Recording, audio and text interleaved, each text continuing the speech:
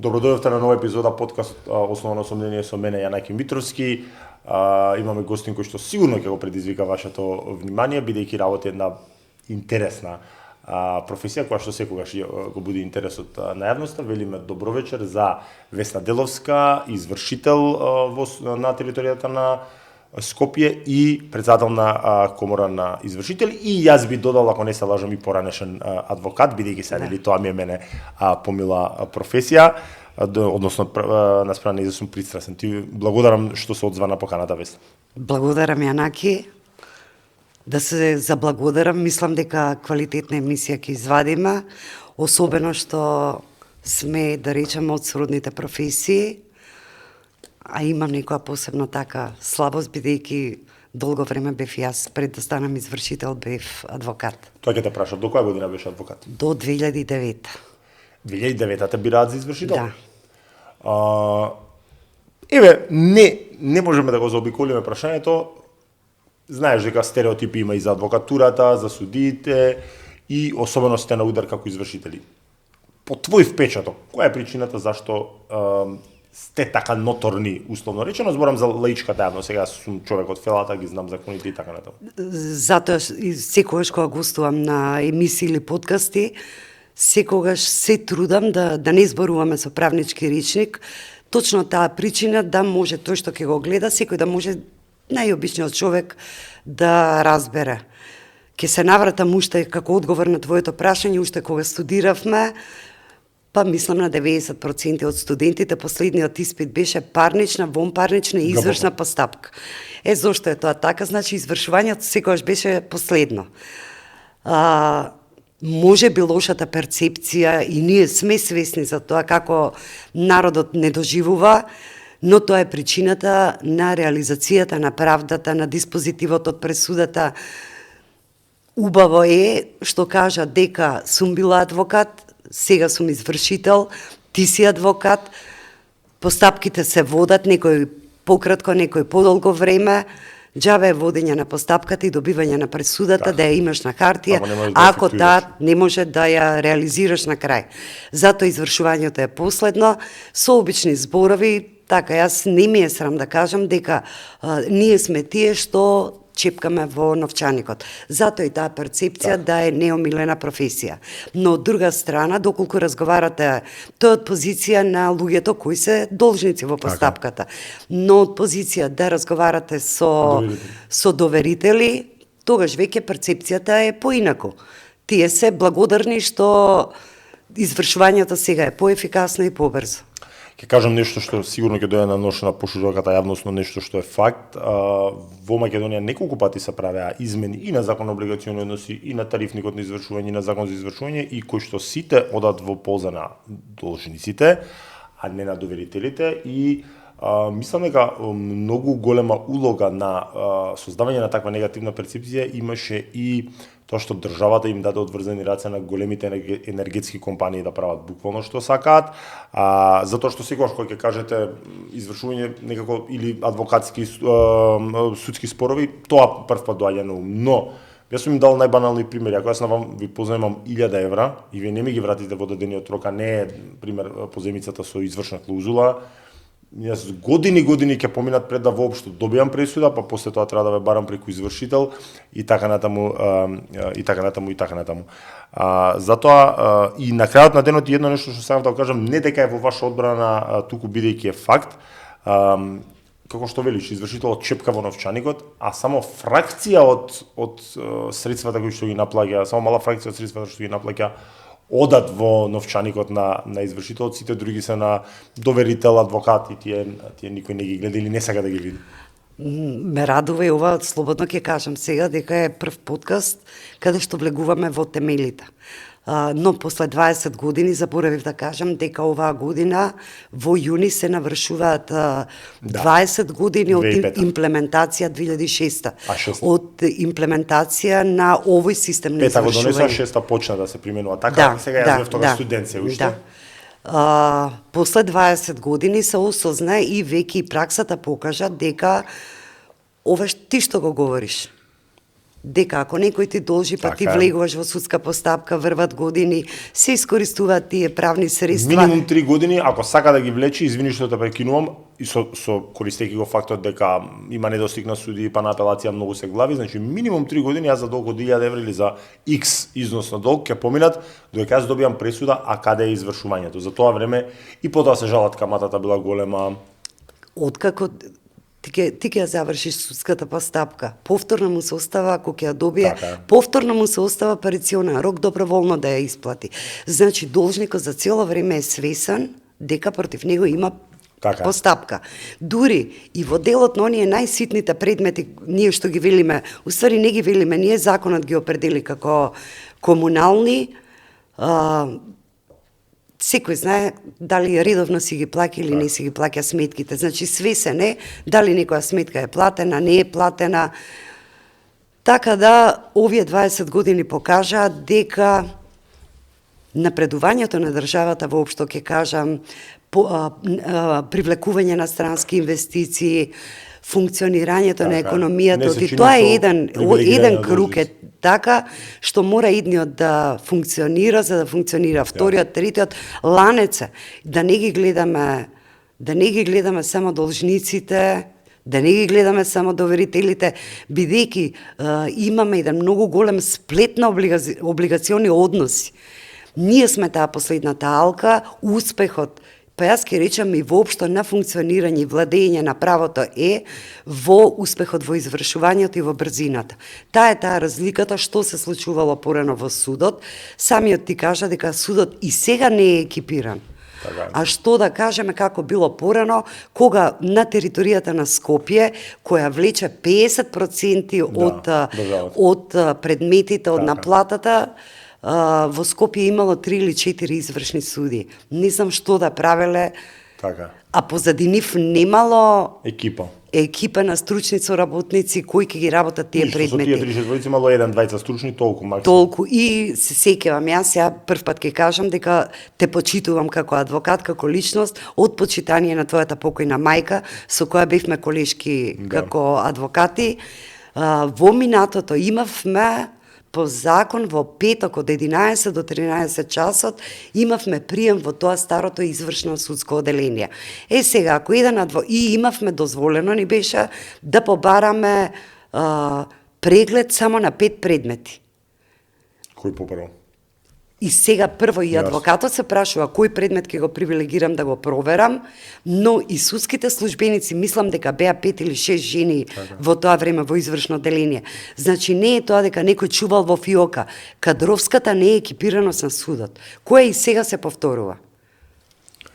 Убаво што начна оваа тема, зашто тоа беше моето следно прашање, малку да направиме паралела меѓу стариот и новиот закон. Многу голем дел од митовите кои што се шират е дека, односно и дел од барањата се види, секој барање за мене е легитимно, во ред, дека треба да се врати извршувањето во судовите.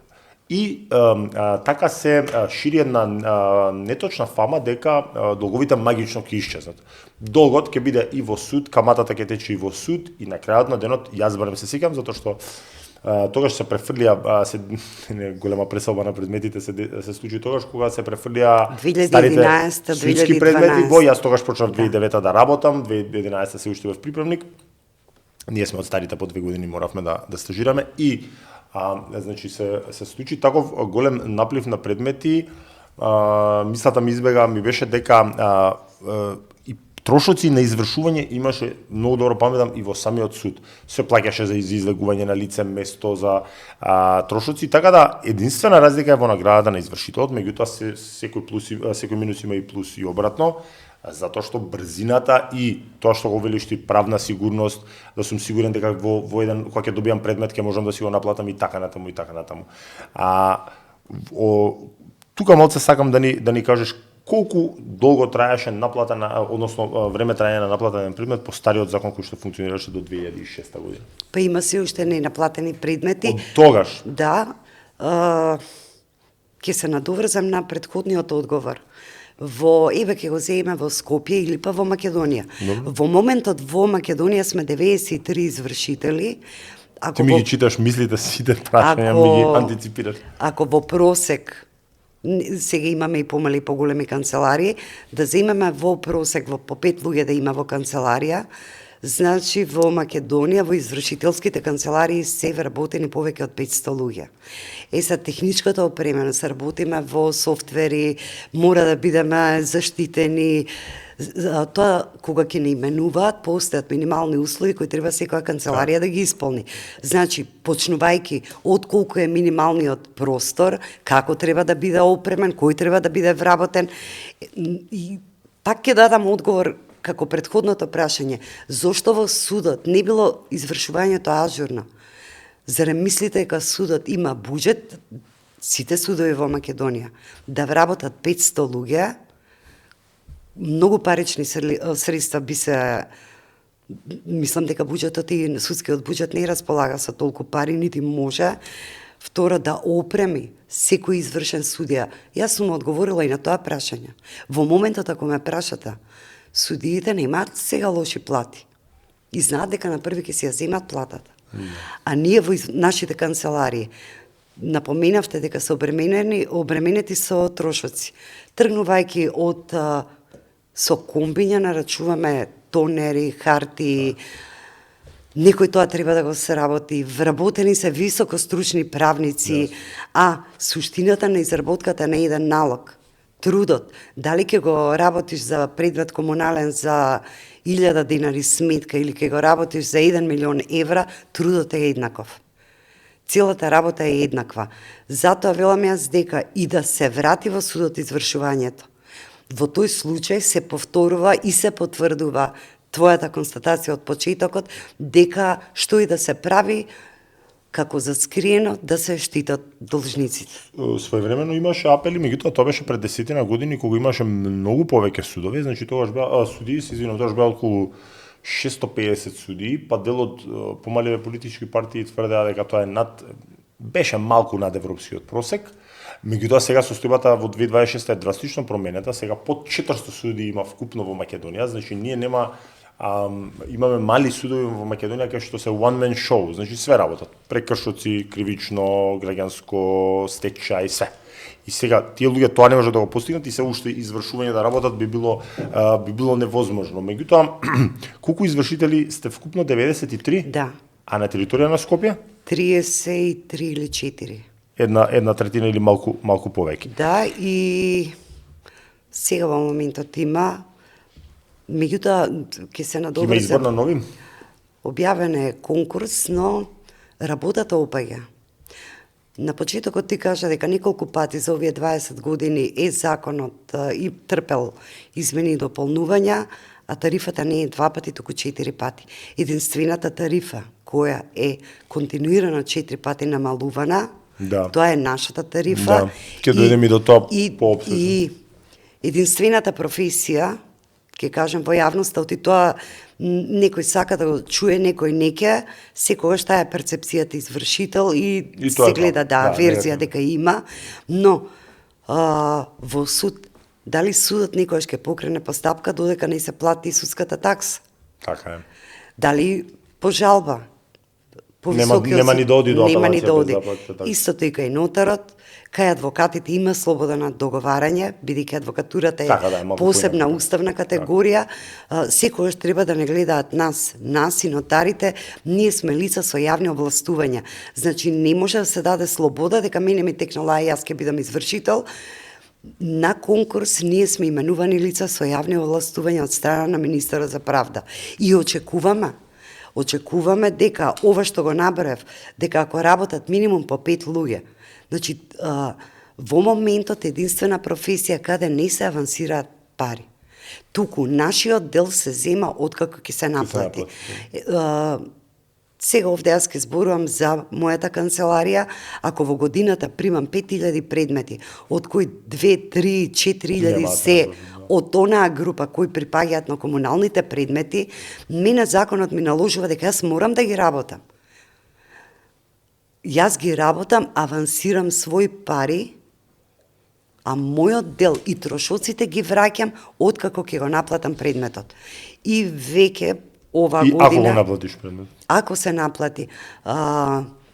Мене ми е дури и срам да кажам дека трудот на тие правници кои го споменав, кои се со завршен магистри по право, со положен правосуден испит, со положени испити за извршители, ја работат работата, а на крај имаме 2, 5 или 10 евра награда. А трудот на едно препорачено поштенско писмо е повеќе од трудот на тој правник. 2005 се носи 2006 почина да се имплементира новиот закон за извршување, согласно кој се приватизира, условно речено, не е тоа исто, не е приватизирано, но прејде во приватниот сектор, односно како што ти убаво посочи дека преземат стелица со јавни овластувања, именувани од Министерот за правда. Првично колку извршители беа? Памтиш ли, бидејќи тогаш сигурно што беше адвокат ако да, не сум јас во првата група. Мислам дека првата 40-50 околу 40-50 и за жал постои еден правилник за бројот на извршители по апелациони подрачја. Тој правилник го носи министерот по претходно добиена согласност, мислам, од владата, од претседателот на Основниот суд на подрачјето каде би се именувало и по мислење од комората. И бројот на извршители треба да биде заснован на зависно од бројот на извршни исправи кои во одреден период се продуцираат така од страна на судовите пресуди или пак нотарски акти од страна на нотарите. Мислам дека во овој момент јас сакав некоја компаративна анализа да се направи. Не можам да дојдам до бројка, да видам колку нотарски исправи годишно излегуваат од страна на нотарите, нотарски платни налози. Бидејќи ние повторно како извршители имаме законска обврска, пред мене јас го имам годишниот извештај. Овој годишен извештај се усвојува на седница на наше собрание последната недела на февруари. После тоа содржи статистики, ова е најновиот, содржи статистики уназад од кога сме основани. И имаме задолжение, овој веднаш кога ќе се усвои, го испраќаме до Министерство за правда и паралелно на тоа се објавува на нашата веб страна. Така да е транспарентно целата содржина, колку предмети се примени, кој е типот, структурата на предметите, од каде се добиени, вкупно по подрачја, колку наплатил, така да ние ја имаме таа слика. И навистина не ми е драго кога зборувам, бидејќи ако зборуваме,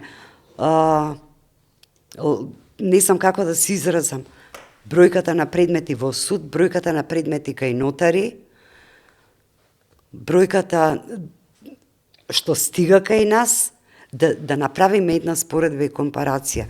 Во моментот има активен оглас, што за мене и моите колеги има реакција. Бидејќи имаме подрачје, па за пример ќе го земам, има објавено оглас за подрачјето на Охрид, Струга и Дебар. Тоа ми беше воочливо, објавен е оглас за 4, мислам, нови извршители. Кој го објавува Министерство? Министерство, да. Правев анализа дека за минатава година, 25, тоа подрачје има примено вкупно, мислам, не цели 6.000 предмети. Тука колку извршители има моментално? 4 има. Но 4 нови бара. И барат е сега за споредба. Јас во мојата канцеларија имам 5.000 предмети примено во 2025. Овие 4 колеги имаат исто толку предмети. Но предметите не треба да се гледаат како бројка. Треба да се гледа структурата, какви се тие предмети. Бидејќи масовно добиваме судски паушал, тоа е 1000 или 2000 денари, и предметите, комуналните предмети. Така да квалитетни предмети, каде што извршителот заработува, се помалку и помалку. И овие 20 години покажаат дека извршувањето ги даде овој систем на ги даде очекувањата. Луѓето веќе се финансиски дисциплинирани.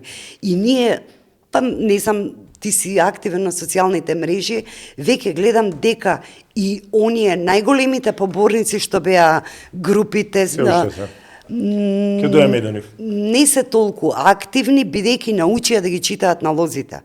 И веќе знаат од содржината на налогот, убаво споменати, дека имаме главен долг, имаме камата, имаме процесни трошоци, трошоци за адвокат, дека уствари најмалиот дел од сумите кои се земаат се за извршителот. Ако не е тајна и ако тоа стои во извештајот, ако би сакала да споделиш, колку е најголемата чиста заработувачка за минатата година на тој што бил, не мора да именуваме, тој што бил на прво место по заработка, или таква статистика не водите? Во годишниот извештај не се води таа статистика, уште не ни се готови. Овдека имаме по подрачје и колку вкупно на територија има примени барања за извршување 178.000, а вкупно се наплатени... Порано беа 300.000. Вкупно се наплатени 137 милиони евра.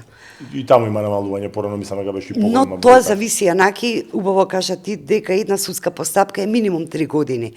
И во извршувањето, големите предмети, пак ќе речам, предметите каде што извршителот заработува, тоа не се предмети од комуналните, туку се предмети каде што имав јас едно гостување, тогаш со новинари ден, најнапред дојде кај мене во канцеларија за да му објаснам начинот како работиме, дека работиме во програма, дека не може да измислуваме извршни действија.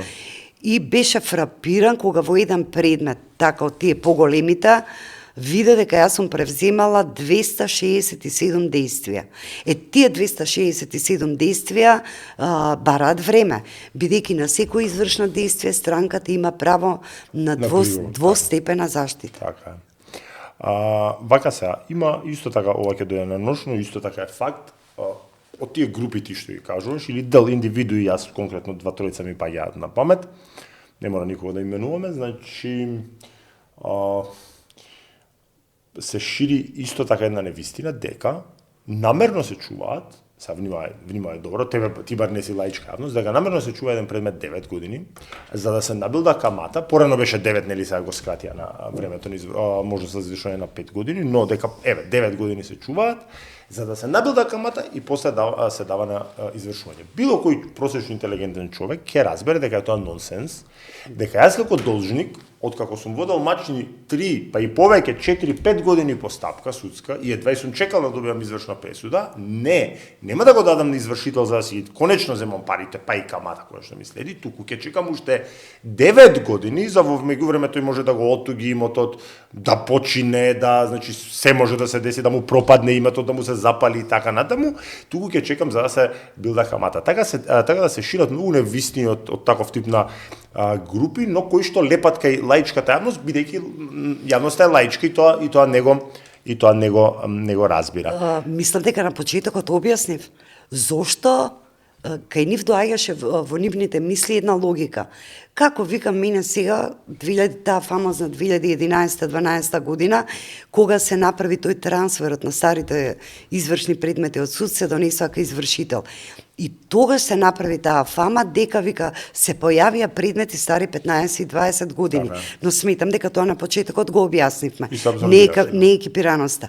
Предметите кои дојдоа кај извршител, па не постои извршител, прво не имаме одговорност. Мора како ги примаме предметите, тоа и во закон е регулирано кај нас. Така веднаш кога превземаме действие. А второ, налог да му изготвиш, да му даеш. И ти како адвокат би бил среќен доколку ти дојде странка и ти работата ја завршиш, па макар и за една недела ако можеш, или еден месец, бидејќи твојот дел наградата која си ја договорил, сакаш да си ја земеш веднаш. Така извршителот, колку и да е таа награда, би бил среќен ако тој предмет што побрзо го реши, го наплати. Имам сознание дека се подготвува нов закон за извршување и исто така имам сознание дека како комора не сте дел од работната група.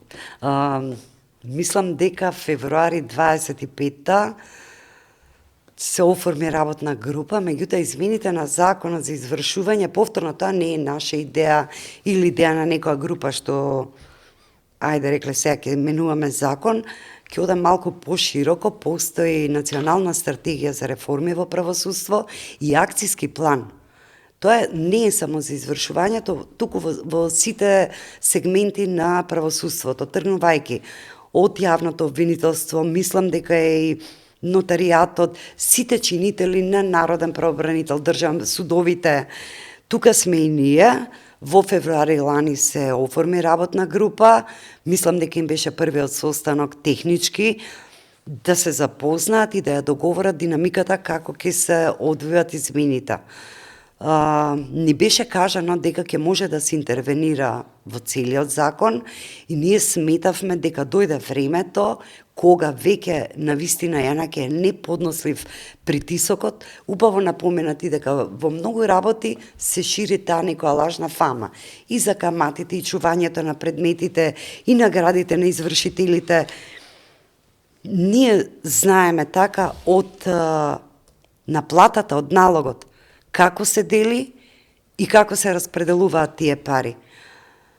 Сметајки дека така ни беше кажано дека законот ќе може да се интервенира цел, во рамки на комората се оформи, постои таа, но јас ја проширив како председател, од 5 нормативна комисија од 9 членови, која работеше на измени на законот, онаму каде што извршителите ние од праксата, од овие 20 години, лоциравме дека веќе тој притисок е неподнослив, дајте ке сугерираме тоа да се смени и народот веќе да дознае, да ја добие онаа вистинска слика, да ги сузбиеме тие митови, дека сите пари извршителот ги зима, дека извршителите се богатат баснословно. И се случи да на вториот состанок договорија некоја динамика да се менуваат по 50 членови и да кажеме се даде за 2-3 недели 50 членови, па ќе се дискутира, па за останатите 50. Ние ги дадовме прво измените на првите 50 членови и настана еден куршлус да ни беше кажано дека ние дека тамо не може да се интервенира и дека законот ќе се менува само во 3 дела. Сега не знам колку време имаме за зборување. 2025 или 4 е донесен закон за платни системи, каде што се прави една целосна промена во начинот на функционирањето на платниот промет. Еден дел од тој закон стапи на сила и сите сме сведоци, се извинувам, во делот на електронското плаќање, нели плаќаме преку мобилни телефони со картици, и еден дел не засегаше и нас, дека во иднина, согласно тој закон, налозите нема да се доставуваат до банка, туку ќе треба ние повторно да вработуваме дополнителни луѓе, кои ќе бидат одговорни, налозите ги креираме во канцеларија, но треба сега и самиот налог за плаќање да го креираме. Тука веќе влеовме дека тоа согласно закон не е изводливо, бидејќи ние како извршители мора да се држиме до извршната исправа, бидејќи ти како адвокат кога водиш постапка и кажуваш дека барам сума, пример, 10.000 денари, а описно кажуваш, бидејќи не знаеш кога ќе ти биде платено. И на овие 10.000 да се пресмета камата со почетна дата, но крајната дата не ја кажуваш, бидејќи ти не знаеш кога ќе ја исплатиш. До конечна исплата стои како. Исто така и ние немаме законски овластувања да пресметуваме камата. А дотолку повеќе што има 5 различни видови на камата. Тука рековме ние дека прво стои кој нас ќе ни го пресметува, ќе ни ја пресметува каматата. И така беше замислено ние во канцеларија да го креираме налогот, ако има пари на сметка, тоа е окей, утре јас ќе го наплатам во ред. Но во извршувањето ние имаме и фирми, и физички лица, каде се лепат извршителите. Прв, втор, во еден предмет сум ја 27-8. Сега, ако дојде прилив на таа сметка, по согласно овој нов закон за платни системи, мене ми сигнализира другиот ден, има пари и тие се резервирани да ја направам до пресметка на камата. Но, кога е техника во прашање, кога, не знам, прво законот не ми дал можност, ја треба да се обратам до стручно лице, треба до банка да се обратам, банката да ми ја пресмета каматата. Овластено лице, така да во тој дел донесени се предлог измени, ставени беа на ЕНЕР. Вториот дел во измена на закон за извршување беше предвидена електронска аукција и тука тоа што е предложено е неприменливо од причина што законодавецот, работната група без нас замислиле. Ја напуштивте? Ја напуштивме. Кога? Брзо? На третиот состанок. Так. Во моментот кога ни кажаа дека нашите предлози нема да бидат разгледувани, не се предлог. Бидејќи ние сме практичарите кои го применуваат законот. И кога рековме дека ако ние не ви требаме, јас сум таа што одам на терен, јас сум таа што комуницирам со должници. Ако ние не ви требаме, тогаш правите закон без нас. Помина на ЕНЕР, има втора измена во делот на електронските аукции и повторно тука така како што сега е предложено, е несправедливо и неприменливо, бидејќи замислиле ние да ги тераме продажбите по теркот на стечајните продажби. Тие се спроведуваат преку централен регистар, но централен регистар не знам од кога, ако се направи некоја статистика, дали една во неделата или две во месецот има стечајни продажби, за сметка на тоа кај извршителите дневно има по 50. Друго, согласно закон, ние мора да внимаваме на право на првенствено купување. Така на сосопственикот да му се даде право. Трето, имаме ограничување во нашата во извршувањето кој може, а кој не може да биде купувач, да се јави како лицитант. Така да тие одредби повторно се неприменливи, така да ова што сега е изготвено, помина на ЕНЕР, дадовме забелешки, тоа излегува дека е направени се некои номотехнички измени, кај што пишувало Северна, небитно. Тотално. Така да, дадовме негативно мислење, во искрено очекување сме дека ваков како што е предложен измените, дека нема да се прати во влада, туку искрено се надеваме дека повторно работната група ќе се преотвори, бидејќи ќе настојуваме нашите предлози. Јас ќе цитирам овдека сега со министерот актуелен, се видовме на една средба, после тоа се видовме повторно и со негова дозвола му кажав дека ќе ми дозволи неговите зборови да ги употребам во јавноста. Тој кажа за целокупното законодавство кое се менува, дека во одредени закони е потребно да се изврши целосно ресетирање. Ние го бараме токму тоа. После 20 години, дајте да направиме целосно ресетирање. Не е тоа мал период. Тарифникот за награда, јас, кога кажав два пати од кога јас работам или од кога... 4 вкупно. Реално, да, не сум имал интерес да следам. Ако не се лажам, последен пат беше кога беше министер Десковска, последен пат, и генерално тоа се прави за да се купува социјален мир, без да се има предвид за вработени трошоци и така натаму. И доверителите на крај. Значи, без разлика, јас го капирам прашањето. Прашањето ми е се најавува ли ново кратење на повторно државата на таа тема воопшто не се ни разговара. Пак јас на почетокот кажав, единствена професија каде што никој не авансира. Излегува дека јас работев со едно јавно предпријатие, излегува дека... Го финансирав? Во моментот имам 2 активни тужби и таа мојата заработка која сега ги дадовме завршните сметки и се на хартија излегува така, може да се јавам јас и во топ 10 извршители, добро знаеш ти дека неиспоставена фактура плаќам и ДДВ и ми влегува во нето добивка, плаќам и персонален данок. А уствари мојата добивка е во што сум финансирала некое јавно предпријатие. За тарифата не се зборува, ќе кажам и тука, и тие измени брзо плето се направени, бидејќи на почетокот кажав и ги именуваме како комунални предмети. Но и тогаш постои од многу одамна закон за комунални дејности. И во тој закон точно се определени кои се услуги влегуваат во комунални дејности. Тогаш некој законодавец му текнало во нашиот закон таксативно наброил што све ќе потпадне под комунална дејност. И сега имаме и тука еден судир. Дали законот за комунални дејности е лекс специјалис или на некого му текнало во последниот закон за извршување, ајде ќе ги именуваме, имаме и тука судир. Одредени дејности кои ги има во законот за комунални дејности, ги нема во законот за извршување и обратно. Постојат ли неправилности при извршување? Сега формално постои правна заштита која оди преку претседателот на местно надлежниот суд, нели да се поднесе приговор за неправилности на извршување. Мене ми е прашање во визави следното прашање. Постојат ли комората активна ли е во сопствената улога да ги дисциплинира извршителите? Да. Например, за минатата година има ли казни за извршители? Од самата комора? Не, сериозно те прашам.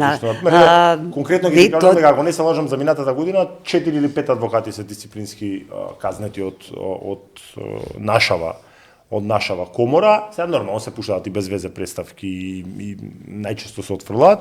Меѓутоа, минатата година, например, имаше и 2 одземање на лиценци кај нас. Кај нас имаше 3. 3 одземања на лиценци, Лани? Поради неправилности во работењето. И тоа И овие работи луѓето не ги знаат и сметаат парични казни има многу. Дека имате одврзани раце да правите ама баш што сакате. Знаеш како? Се игра на повторно да кажеме картата на лаицизмот на пошироката популација, затоа што прво луѓето не си ги знаат правата. Многу малку од нив знаат дека можат да го, а и немаат верба во системот дека можеш и да ги. Јас успешно многу пати сум кога имало простор сум оспорил и сум успеал да детектирам неправилности при извршување, меѓутоа кај нас луѓето или немаат верба во системот, или не си ги знаат правата, или реално и немаат финансии да бараат правна помош, но па и не морате да имате адвокат за да Се повторно ќе се навратам. Многу убаво кажа, немаат финансии. Пак ќе речеме, извршителите ние работиме, ако наплатиме, ќе си земеме. Ама судот приговорот нема да го разгледа ако странката. И сега многу од нив... Ако не плати таксата, да. Така, судовите не работа додека не се плати таксата. Ако има жалба, не само првата, туку е... Да се отфрлаат за неплатена такси, да. А за жалба е дупла таксата. Така, не, и се отфрла, ако не плати, ќе ви се отфрли таксата во даден рок. Се донесоа едни скандалозни измени, по моје скандалозни измени, во очи избори на измени на закон за облигациони односи, кои што веќе не се во важност, затоа што Уставниот суд ги укина, а тоа не само начинот на кој, не само тајмингот во кој што беа донесени, односно беа со кој што се донесе така наречено застарување на долговите, односно кое што дојде во одешување на многумина, меѓутоа Уставниот суд со за мене едно соодветно образложение ги укина. Постои па мислам дека издружение има за укинување на извршителите и кое што бара меѓу другото и долговите да застаруваат. Со следново појаснување кое што повторно ги ти кажам кај популацијава наидува на разбирање, затоа што има некоја логика и вели вака: за кривично дело застарува, а јас ако имам долг не застарува. И во консултации на семинари и јас имам изградено став дека тоа е правилно, затоа што кога вршите кривично дело, ви се изрекува казна во име на граѓаните и вие фактички должите према државата. Ќе одлежите затвор и сте завршиле со тоа. Па дури и ако е до 5 години затвор и можете да имате и судска рехабилитација. Кај долгот, тоа е собственост која што е уставно вие ми должите мене лично како Јанаки Митровски, тоа е собственост и е уставно заштитена категорија. И како дел од владење на право не треба да се чепка, со што како моја критика не кон тебе, кон законодавецот, тие дека јас тоа го дадов на Уставен суд и покрена постапка, се надам ќе се укине фамозниот член 218, кој што му дава широко право на претседателот на судот да дава, тоа е специјално измислено за јавните предпријатија, кој што му дава дискреционо право на претседателот на судот да определува лимит и во пракса ги прави ненаплатливи пресудите, но има и пресуда на Европскиот суд за човекови права, каде се утврдува повреда на член 6 право на правично судење и на член 1 од протоколот 1 односно право на собственост дека де факто се привилегирани. Не е во ред, значи јавното предпријатие во правен промет да е привилегирано, да гомила обврски, да гомила долгови, да нема. Ќе ми дозволиш ја од пракса ќе ти го кажам. Прво за законот за облигациони односи и тогаш повторно се направи фама една дека извршителите се борат. Не се боря извршителите. Него јас гостував... Дозволи, зачувам мислата, извини што те прекинувам. Види, одредени измени од типот лимитирање на камата, можеби и се во ред, можеби се, можеби не се, да не го надминува главниот долг, што и не е до крај исправно, затоа што каматата е своевидна казна за вашето задоцнување. Моите пари вие ги држите, и не е исто дали ќе си ги земам за 3 месеци и за 3 и за 13. Ние треба како држава да одлучиме кого ќе штитиме и што сакаме во правниот систем и со измените да постигнеме крајната цел. Да малку за привилегирана позиција на јавните предпријатија сега. Сега, прво за застареност. Ние поднесовме првата иницијатива. Волк не треба да застарува, тоа е мојот став. Но тоа не беше дека ние ќе добиеме или ќе изгубиме. Па на крајот на денот имаме ние многу, па не знам колку се вкупно од последниот попис, колку млади се иселени, колку народ од оваа држава е иселен. Сега ќе коментира дека ради вас се иселени. Не, ма тој знае дека должал. Зошто ја не знаеш каква состојба? Мене ми кажува одам на црно, живеам, 10 години ќе ми застарат сите долгови по себе. Имаме и друга, значи ја не сакам и да ги отворам бидејќи како поранешен адвокат, секогаш размислувам како би било да сум адвокат, како е сега. Имаме и други начини на заобиколување и добивање во време. Неспроведување на оставински постапки. Така е, да, кој што не можеш да го принудиш да спроведе. Јас дури сум имала случај да кај нас има и традиција, нели внукот да се крсти по дедото. И ние имаме ситуација кога... А со исти генерали го вас? Ми се носи во предмет на еден од телеком операторите, ми се носи предмет и мене ми носат умреница. Но гледам дека долговите се на име и презиме е тоа. Но кога видов во платниот налог дека станува збор за пружање на целиот пакет за интернет, значи некој пошол во Телеком да склучи договор да му се приклучи интернет или па беа тогаш не се сеќавам Бум ТВ. А човеков е умрен пред 15 години кога нема интернет. Јасно. Сега ми ја носат умреницата. Јасно како бел дене, дека тоа сега го прави внукот, кој носи исто име и презиме. Но и внукот е возрасен човек, полнолетен. Има 1001 начин за заобиколување. Актуелно е купување на имот на име на своите малолетни деца, на сопруга, бидејќи законот е тука лимитиран. Долговите, сметката за струја, парно, вода, гласи на едниот. Јасно.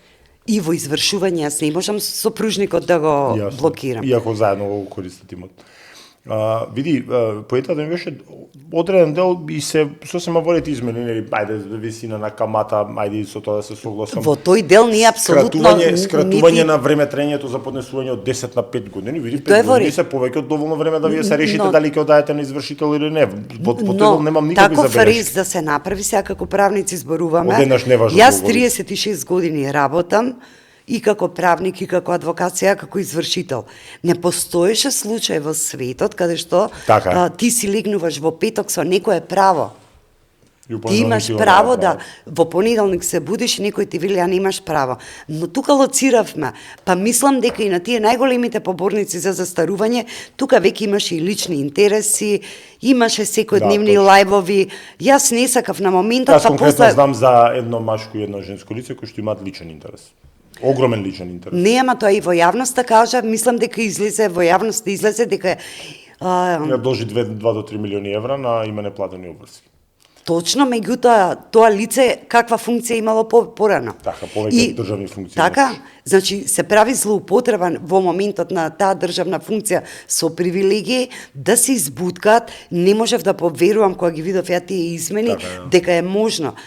Законот за облигации, со тебе ми е лесно да разговарам, ако содржи 1380 членови, нешто помалку. Така, да се влезе во таа глава за застарување, таа ако нема 50 членови. И сега така лаички да се влезе да измениме 4 члена. Беше воочи избори, тогашната власт купуваше гласови на тој начин, мислам. Не навлегувам. Значи, каков закон да се донесе, таков ќе применуваме. Да. Но каде е логиката и кого штитиме? Дали ќе одиме така, рековме, да функционира правото, судот да носи одлуки, извршителот да си ги извршува, адвокатот нормално да си пишува тужби, жалби. Ова беше некако според мене така аматерски упат во законот за облигации, кој ќе се сложиш, ја милувам да кажам дека е тоа срцето на правото. Дека апсолутно ние блокада ќе направевме не на извршувањето. Извршувањето нека е последна на целокупното економско обстојување и функционирање на целата држава. Ме праша за член 218, определувањето на лимитите на јавните предпријатија. Прв пат се донесе 2012 година со предметите на Македонија пат. Специјално. Јас последен предмет кој сум го наплатила е 2012. Но и тогаш се направи еден упат. Во решение на една колешка извршителка се наредија сите актуелни налози. Значи во мојот предмет нема приговор. И после тоа си се таложеше. По тој терк, членот 218, ние имаме предлог, како би било, постоел и ќе постои. Но треба да се изнајде решение, точно е дека на јавните предпријатија треба да им се дозволи, има некое ограничување во законот за земање за распределба на личен доход на вработените кои се неопходно потребни за месечно функционирање. Да, но тоа во пракса ќе значи дека вие буквално никогаш не можете да го наплатите довод и јавното предпријатие може да има побарувања, ама обврски да не мора да ги сервисира. До сега се веруваше на... Плюс имотот не може да им се извршува. Ајде, тоа е во ред, разбирливо. Значи, за мене е разбирливо, така, например, дека не може на комунална хигиена да ги земаат ѓубретарките да ги земам. Тоа е во ред. На Македонија пат да и се земат чистачите тоа е во ред, но воопшто знаеш дека во пракса тоа доведе да не може да се види, да не може да се наплаќаат. Ќе сакам со ова да завршам да во однос на Македонија пат конкретната пресуда за која што мислам дека е осигурителна полица и други против Северна Македонија, како што таму пишува, односно против Република Македонија, беше инициирана, доста време помина 2018-19 од колегите Богданов и Богданов, есента се донеса, одлуката. Кои се токму по овие предмети од Македонија пат. Каде што имате состојба да државата на мафијашки начин. Прво, јас ќе си дозволам тоа да го кажам, ти не мора да го кажеш. Прво ја краде Македонија пат преку Македонија пат има основна одржување на патишта, 90% ги извршуваа, барем така беше тогаш, надворешни договарачи, кои што е нормално пумпање на пари.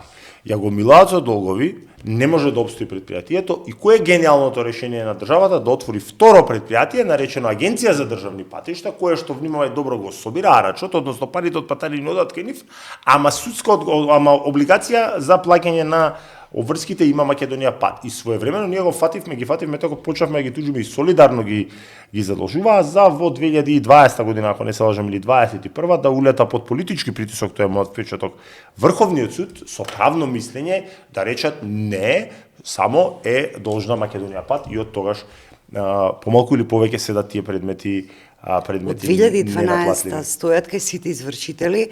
Не знам, се наплаќа, а ние ги наплаќавме од Агенција за државни, па они после као ќе ги регресираат, што никогаш нема да ги регресира и бидејќи тоа не може да го издржат. Зборувам само за Македонија пат, последниот предмет, меѓутоа од тука тргна, не е само Македонија пат, тука веќе се органите на локална самоуправа. Така. И сите јавни предпријатија почна да го користат тоа, почна да го користат.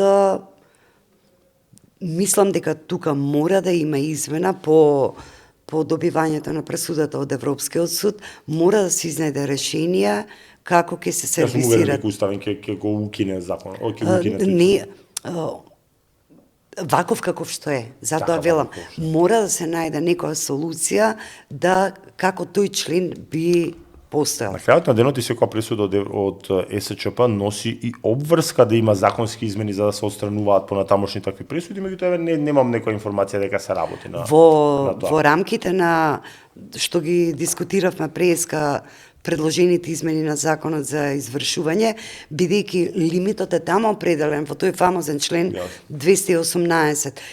Мислам на општа одредба има. Сега таа општа одредба треба да се доработи, а не да се зема, бидејќи ние сме дискутирале дали парите, самата блокада, кажавме дека не е фер ја да ги земам гюбретарките или да извршувам или па да влезам на јавните здравствени установи, сепак треба да си има и тука и дел за воопшто функционирање на градовите.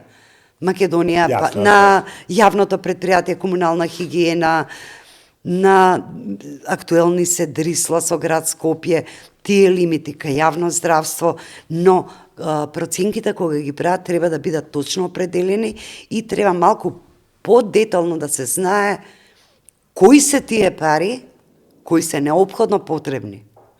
За мене не е неопходно потребно некој да предвиди дека возилото на директорот на некој јавно комунално предпријатие веќе е амортизирано 70%, па дај ќе предвидиме дека тој треба ново да си купи. Треба детално, сепак треба да функционираат, но не сме да се заобиколат пресудите и извршните налози кои со години стојат наред. И после каматата е проблем. Ти благодарам многу на гостувањето и на отвореността. Ти благодарам и тебе. Фала ти многу.